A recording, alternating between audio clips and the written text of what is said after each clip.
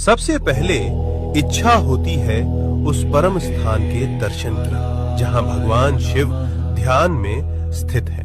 कैलाश पर्वत उनका परम आसन। ये कोई साधारण पर्वत नहीं बल्कि भगवान शिव का साक्षात रूप है। इसके चरणों में है मानसरोवर, मीठे जल की पवित्रता, और राक्षस ताल, खारे जल की रहस्यपूर्ण गहराई।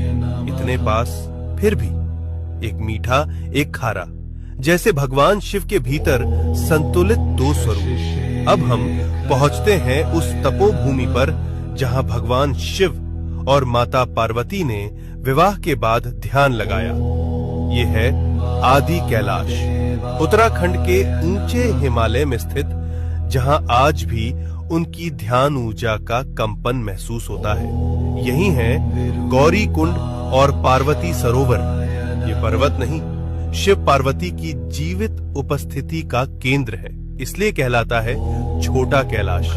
और पास ही स्थित है ओम पर्वत, जहां बर्फ पर स्वतः उभरा ओम दिखाई देता है, जैसे शिव का मौन मंत्र इस भूमि में गूंज रहा हो अनंत काल से।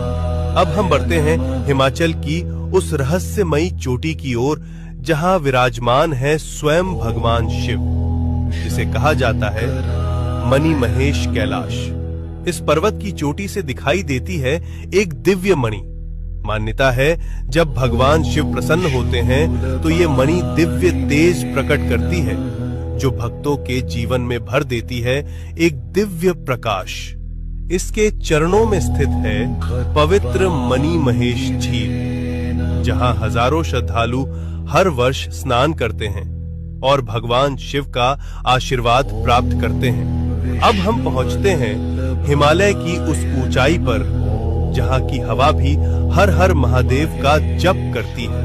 ये है श्रीखंड महादेव। यहाँ स्थित है एक भव्य प्राकृतिक शिवलिंग। यहाँ तक पहुँचने का मार्ग अत्यंत कठिन, लेकिन कहा जाता है जिसे स्वयं भगवान शिव बुलाते हैं वही इस दिव्य शिखर तक पहुँच पाता है। श्रीखंड महादेव केवल एक शिवलिंग नहीं, ये है भगवान शिव का हिमालयी सिंहासन। अब हम पहुँचते हैं भगवान शिव के एक और दिव्य धाम पर, हिमाचल की उस रहस्यमयी भूमि में किन्नौर कैलाश। यहाँ स्थित है सदियों पुराना एक विशाल शिवलिंग, जो अपने आप में